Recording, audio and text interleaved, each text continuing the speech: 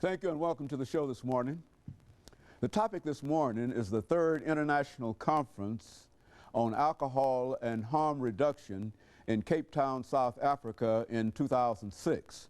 And of course we have with us as our guest to talk about this third international conference that was held in Cape Town, South Africa in 2006, Ms. JPerkins. Ms. JPerkins is a social activist and who has been involved in a number of issues dealing with society and social problems for the last many years. And of course, Ms. Perkins, let me welcome you to the show this morning. Thank you, Dr. Haney, and thank you for having me on your show. And again, my name is JPerkins, and presently I'm working with the First Response Center of Metropolitan Interdenominational Church with Reverend Edwin Sanders and Dr. Sharon Crawford, who is the executive director. And what we do is we have a large ministry with HIV/AIDS education, treatment, and prevention. The program that I run is a treatment program. It's a 5-year federal funded program that actually is over December 31st of this year. We work with folks who have long-term substance abuse problems with opiates, meaning your heroin, your OxyContin that you hear so much about. We have very intensive, but we have a biopsychosocial model that we're able to manage. And so in a real sense, Ms. Perkins, you've been involved in this whole issue of AIDS, alcohol abuse, and et cetera, and that was one of the reasons that sort of prompted you to become involved in this third international conference. You know, what I'd like to do this morning, Ms. Perkins, is to take advantage of the fact that you were in Cape Town, South Africa, and that you carry with you a whole series of social activities and things that you've been involved in, and to have you in a real sense give us some, first of all, as you indicated, some information about your background and some of the things that prompted you to become involved in this third international conference. And at the same time, after our first commercial break, we're going to get into a report in a real sense from Cape Town, South Africa. So let's do it that way. Okay, and you know, I'm a graduate of Tennessee State University. I graduated in 1980. I'm from New York originally, and I've been involved with civil rights movements back in the 60s, and every issue that ever existed with HIV/AIDS is something that I have stood up for in a way in which, so back in 1985 when I saw my first participant at Meharry, there were just issues there that just said, this is where I need to stand up and be present.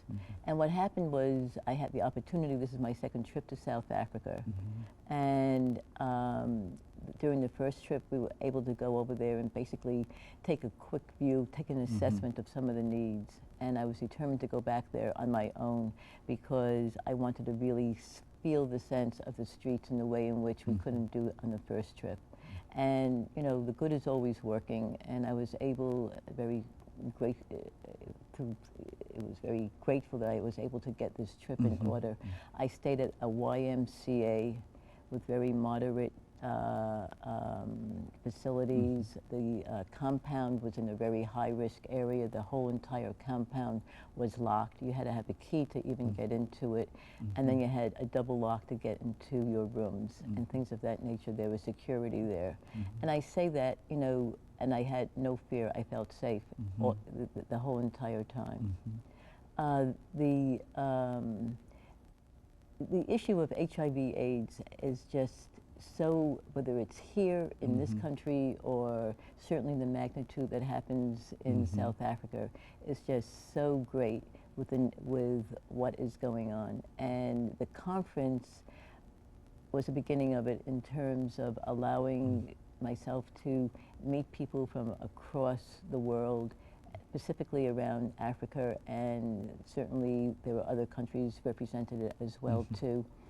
And the conference had 4 working groups. There was a group on youth, there was a group on alcohol and sexual behaviors and transgender issues, and the issue of policy to research the policy, and then working with nonprofits and profit organizations. The thing that was really interesting was the fact that they had people from the liquor industry there that stayed for the whole conference. You know, what we'd like to do this morning, Ms. Perkins, is to get some additional information. We understand that you have some images in reference to that, and to have you to explain some of these images during our second segment. But now we're going to have to stop for our first commercial break, and we'll be back with you for the second segment following this short commercial break.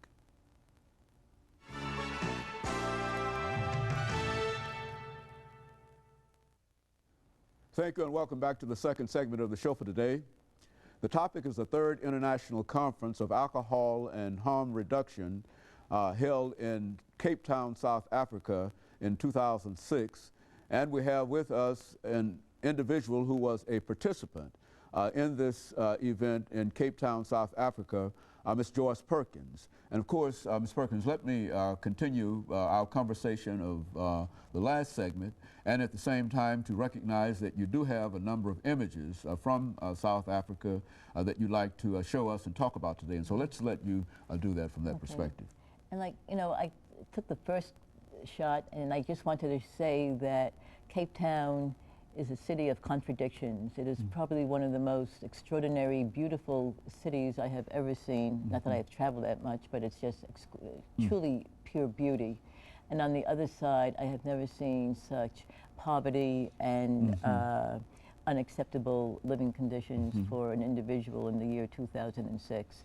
So I show that, you know, and then it's really a city of contrast. Is that what you're saying? That contrast and contradictions. I mean, the word contradictions is there because, on one hand, if you don't want to see anything, you don't have to. And I had the opportunity of being able to talk to some white South Africans, and they don't know my politics. They don't know where I stand, and they were able to really share some stories. One in particular on the mountain was just amazing. We had stopped for a little pit stop, and there was a group of white South Africans hiking, and we chit-chatted, and once we started talking about HIV and AIDS, they said, oh, our health minister says that AIDS is a joke and that it can be cured by broccoli and beets and lemon juice. And it really filled me up, you know, and I just said, this is not correct, you know, and if there's one thing that I can share with you on this moment is that AIDS is not a joke in your country. And just recently, November 6th, there's a new health minister, which seems to be a step in the right direction in terms of change. And she made that same statement at an international conference in Toronto, maybe about 6 months ago. But these are the messages that people get, and they say, oh, well, this is just a joke. And this is at the same time when most of us recognize Africa as being one of the leading continents in the world that has been impacted by this disease almost everywhere, and yet and still in Cape Town, South Africa, there's a belief among many of them, people who are in a real sense outside of those individuals who might have some contact with this disease. Is that what we're saying? That's true. I mean, if you don't want to see it, you don't have to, you know, and the thing that I was able to do is, again, attend this conference. The picture that you're looking at is a group of working with youth, and the man that heads up the YMCA, Llewellyn Sink, their wives don't have gyms or swimming pools, but they have missions where they go out to the prisons. They have a part where they have these kids who don't want to live at home because of the violence, because of the drugs, and they just don't want to be there. They're as old as my grandchildren. They're 8, 9, 10 years old. They're out using glue and drugs and tick, which is our methamphetamine, which is all over the Cape Town, whether it's in the black, colored, or white communities. And they don't even have a handle of what's going on in the colored and black communities because of the fact that news just doesn't get reported. It's left to the local people with the compounds within those areas. To get the news out. It's not in mainstream. There was a riot that took place in one of the townships, and it wasn't even reported in the media. And you have situations where I was able to one of the volunteers lived in a township called Valhalla. And the first day we were out, he said to me, "What do you want to do?" I said, "I want to go someplace where tourists don't go." He said, "Come with me." And we were able to take these taxis, not really taxis, they were like vans with 25 people, and we took 4 taxis to get to his place. It took us about an hour and a half. He travels 3 hours every day to volunteer to do this work that he does with the prisons. Now, he was a military person who was a bodyguard, but he was also a gangster and a drug lord working with some of the biggest drug dealers. And he was able to take me around the township where he lived for over 30 years. And we walked every street of the blocks. And what happened during that time is you saw families really holding together and working, and I'm hoping that you're viewing the pictures as we're looking at them now, and they're trying to pull their families together. The children go to school. I don't know, the school is not free. They have to pay for their books, their clothing, and somehow they get, the education is most important.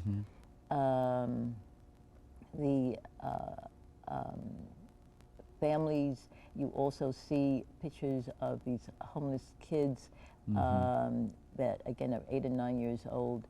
There's no structure. They can either come in or not come into to their drop-in center. You're going to see pictures of women who, I went to a women's clinic where they have pregnant women. They have 90% of the women. I got there at 9 o'clock. There had to be at least 400 women in that compound, and 90% of them are HIV positive. And their babies are positive because they're not getting the medication.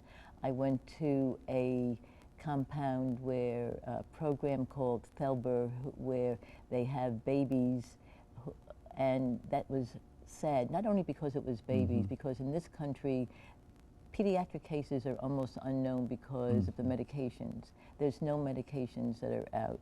And to walk in and see 25 infected babies and toddlers was a sad statement. And yet when you talk to people, oh, people are getting medications. They're not if the babies are being born. And there are volunteers. It's across culture. You have white volunteers, you have black and colored volunteers coming in and helping out.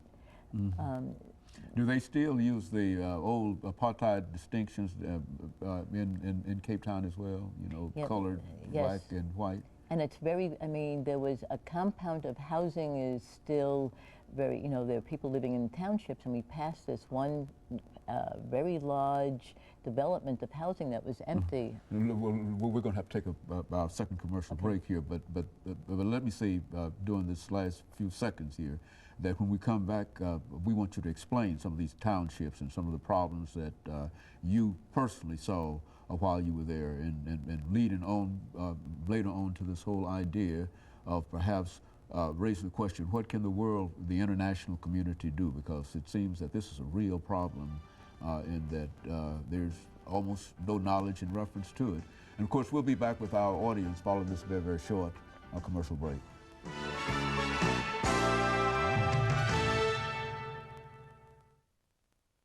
Thank you and welcome back to this final segment of the show for today. The topic is the International Conference on Alcohol and Harm Reduction in Cape Town, South Africa, 2006.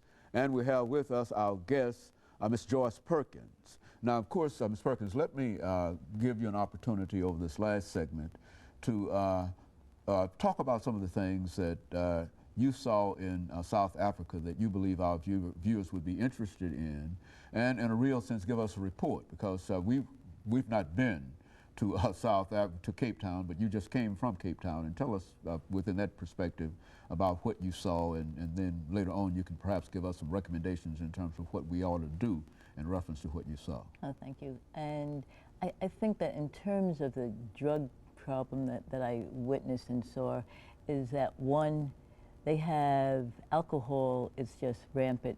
One is it just culturally accepted, it's available and it's cheap. And this new drug, it's not new here in this country. It's called tick there, it's called methamphetamine. It is rampant in the townships and it's rampant throughout Cape Town. And the person that was taking me around, my guide, 10 people died in 3 days of tick overdose. So, and that was just, that rampant.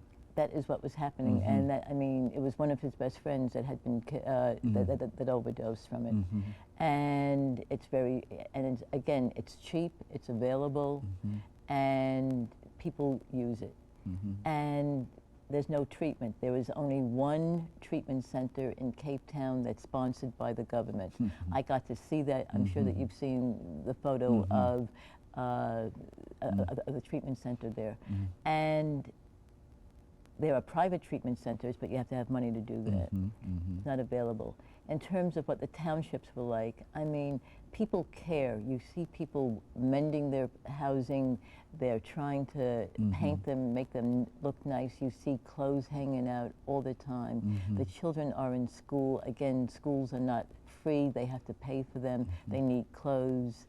The kids are just, they're out either close to their families, my observation, or else they're just wandering around the streets. There was a kidnapping of a little girl in one of the townships. The way news gets posted is that they take the front page and they just post it around the townships.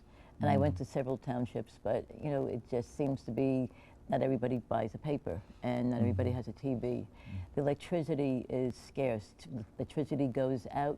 Everybody does not have electricity. There's townships, there's houses that I went into where there's wires all over the place, and yet you have next door neighbors hooking into the electricity because they haven't got electricity. The issue with HIV and AIDS and medication and electricity. I asked at the center where the babies were, I said, what's the hardest part of working here? And they said, the babies come in and they're compromised, they're not doing well. What happens, they get fed, and they start thriving, they go back to their homes where the mother is infected already. They give them medication and a refrigerator. They throw the refrigerator out and they throw the medication out because then everybody knows they have AIDS. And the stigma is just so visible that they don't want to be part of it because people just get beat up. They've been people have been killed and beat up to death because they have HIV and AIDS. So, you know, when you have those kinds of stigmas, it's very hard to move forward with the magnitude of what's out there and what you see. The other issue is the prison situation. I got to go to the prisons, and these were boys that were young men that were 18, 19, and 20 years old, in there for murder, killing, rape, and drug offenses. They have a system there called 26, 27s, and 28s. 26, 27s. And 28s. And the 28s sodomize, they're sexually abusing people. Not much different than what goes on here, but there's a system that just really works like that. And then the 27, and it's usually the big guys that are doing the violence. And then, of course, the HIV, there are condoms. The 28s don't like the condoms. We sat and talked for 2.5 hours with these guys in terms of how they can take care of themselves. And there were some 28s in the room being able to hear what was being said. And of course, and then I'm gone. So, you know, it's a very serious problem. We have an epidemic globally.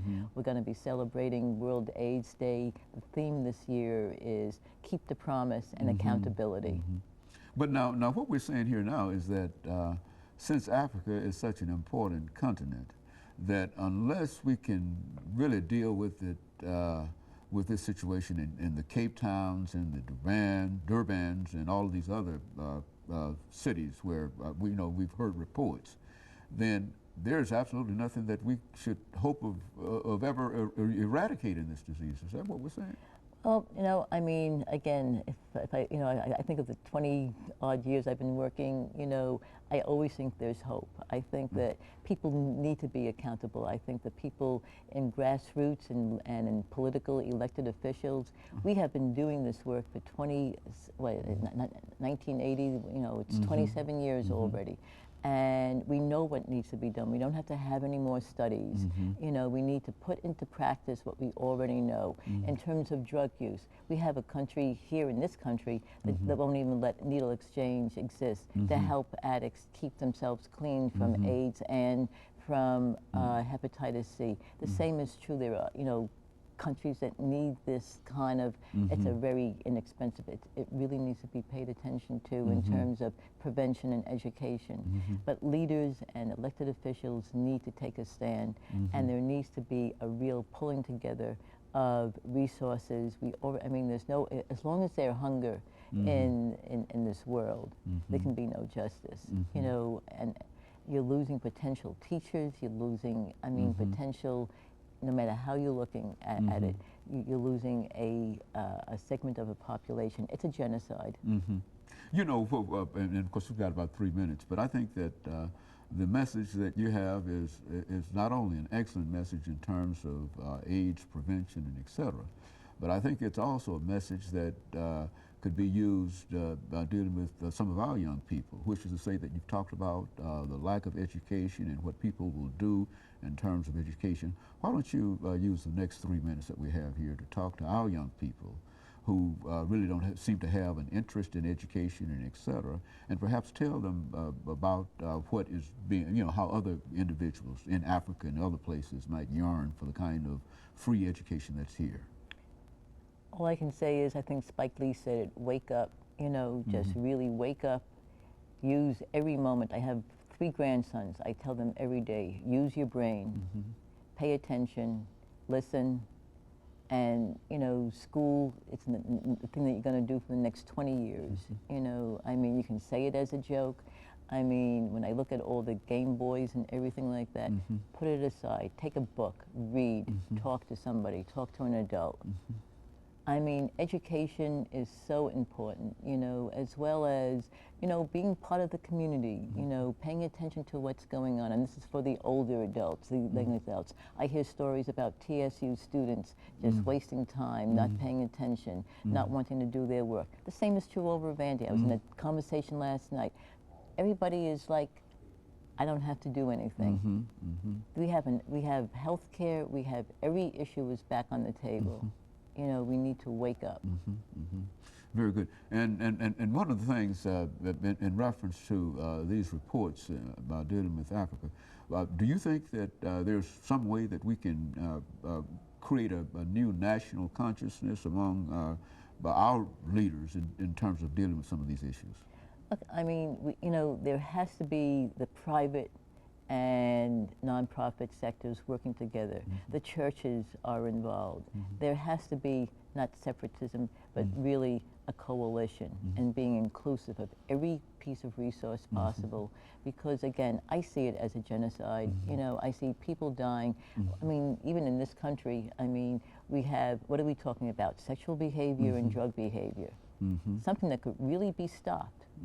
27 years into the, you know, pan-epidemic, and it's still here. And there's still new cases, and African Americans are still in the lead of new cases that are happening.